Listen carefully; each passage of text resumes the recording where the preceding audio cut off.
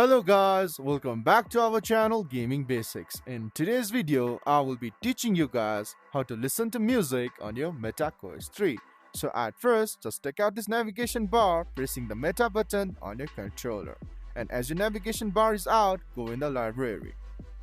And as your library page view, all you have to do is just open the music listening app. And for now, I'm using the YouTube. And go in the search bar and type any of the music you would like to listen.